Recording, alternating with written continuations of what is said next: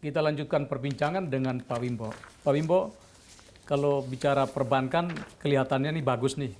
Nah, multi finance Pak, itu kalau kita lihat itu masih banyak keluhan dari debitur bahwa implementasinya belum berjalan bagus Pak. Pengawasan dari OJK bagaimana Pak? Kalau multi finance ini kebanyakan kecil-kecil dan kebanyakan di daerah. Ya. Standarnya sama, ya, bahwa restructuring multi finance dengan perbankan itu sama, ya.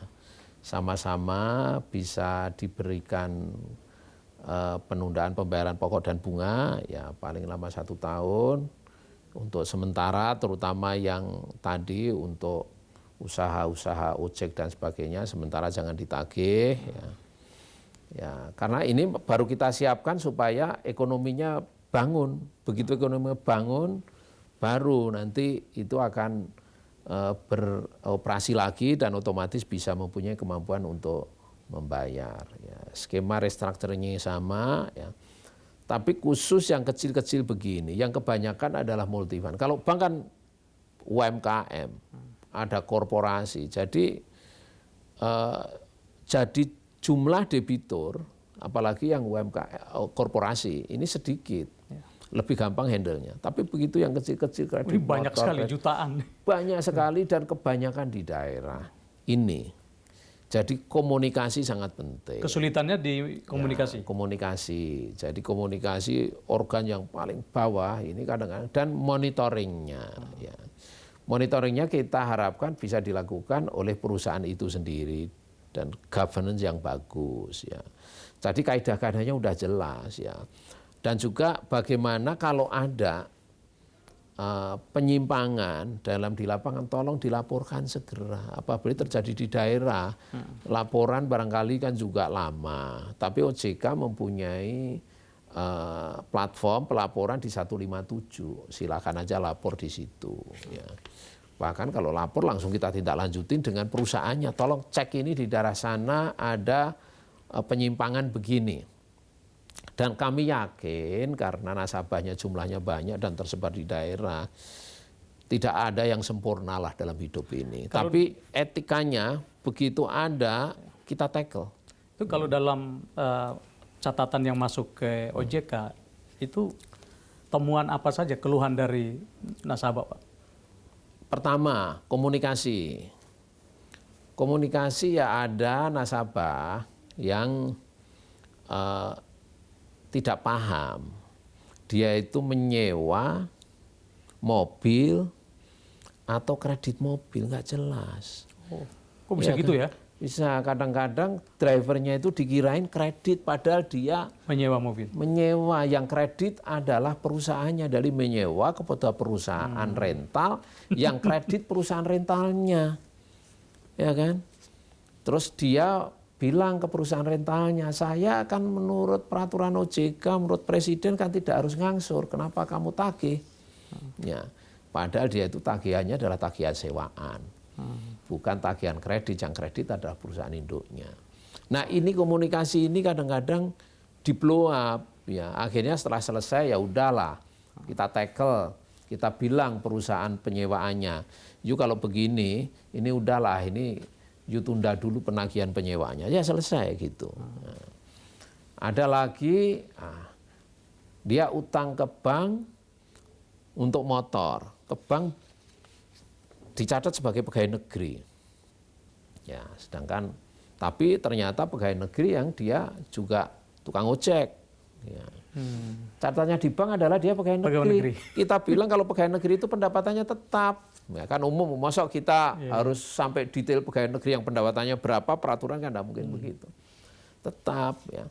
Lantas banknya bilang ini pegawai negeri, jadi harus tetap bayar karena pendapatannya tetap, karena kreditnya adalah kredit pegawai negeri. Tapi ternyata ini adalah pegawai negeri yang juga untuk ngojek. Nyambi tukang ojek, ya. Nah sehingga pendapatan tambahan ojeknya yang biasanya untuk ngangsur menjadi tidak bisa.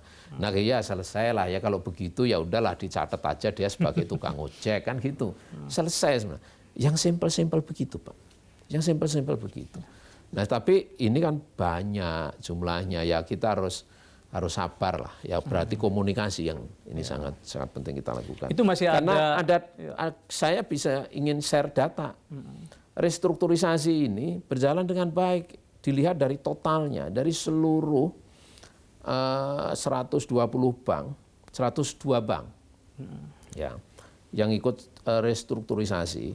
Ini total baik UMKM non UMKM yang direstrukturisasi itu potensinya 1,1373,67 triliun. Bayangin aja 1.373,67 triliun. Jadi bank, lembaga keuangan kita minta lapor kepada kita rutin per minggu. potensinya 1.700 Potensi dan realisasi. Realisasinya ya di perbankan dari 1.373,67 triliun tadi ada sudah 740,79 Berarti triliun. masih ada 1.000 triliun ya masih sisa. Nah, ini kan potensi, tapi ini tergantung bagaimana kita ekonomi kita push untuk jalan.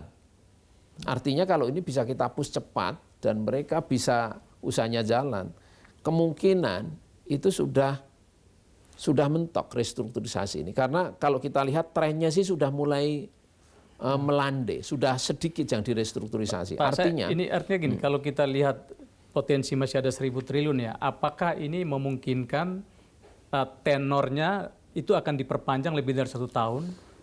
Dan mungkin tunggu dulu Pak, ini kan tadi 1.373 itu potensinya sudah 740, ini yang baru yang perbankan. Ya. Sedangkan yang perusahaan pembiayaan juga berjalan, karena tadi kita bicara soal perusahaan pembiayaan, sudah berjalan. Ya. Ini realisasinya itu sudah 133,84 triliun. dari potensi? Dari potensi yang jumlahnya 451,6 triliun. Ya. Berarti masih ada ruang cukup banyak ya, dan tidak ada alasan bagi multifinance untuk tidak melakukan restrukturisasi. Oh iya, ini makanya ini kan sebenarnya meskipun potensinya besar, sebagaimana yang disampaikan tadi, ini tergantung bagaimana ekonomi kita push.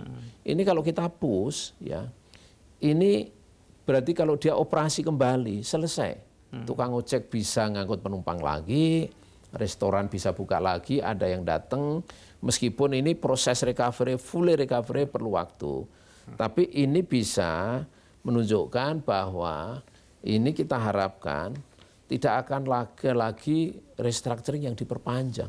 Makanya kita perkirakan dalam PBI kita POJK 11, POJK ya mohon maaf, POJK 11 itu adalah setahun maksimum. Ya. 1 tahun ini ya kita harapkan ya inilah recovery dari COVID ini sudah mulai. Ya, jadi tidak perlu di restructure lagi, diperpanjang. Tapi kemungkinan diperpanjang bisa aja Pak. Potensi ya kalau memang tidak sebagaimana scenario ya bisa saja kita lakukan. Ya, bisa saja. Atau mungkin ada sektor-sektor yang barangkali mengungkitnya lama, itu bisa saja kita percaya. Tidak semua sektor. Ya kalau sebenarnya itu manufacturing itu kan perlu waktu yang lama. Ya karena apa? Karena ibaratnya mesin itu untuk manasin pun perlu waktu. Ya manggil buruh lagi dan juga nanti bisa proses produksinya kan juga lebih lama dan sebagainya. Ini mungkin per sektornya agak beda. Jadi kita lihat per sektor. Cuman kalau UMKM sebenarnya recovery-nya akan cepat. Sektor informal UMKM lebih cepat daripada sektor-sektor yang manufacturing dan juga sektor-sektor lain yang membutuhkan effort yang besar untuk itu. Kita lanjut segmen berikutnya. Ya. Bagaimana perkembangan pembenahan pasar modal pasca skandal Jiwasraya? Saksikan di segmen selanjutnya. Banyak kritik terhadap OJK, terutama dalam kasus Jiwasraya. Kalau sekarang ini banyak terungkap berbagai kasus di sektor keuangan. Artinya kita sudah menjalankan tugasnya dengan baik.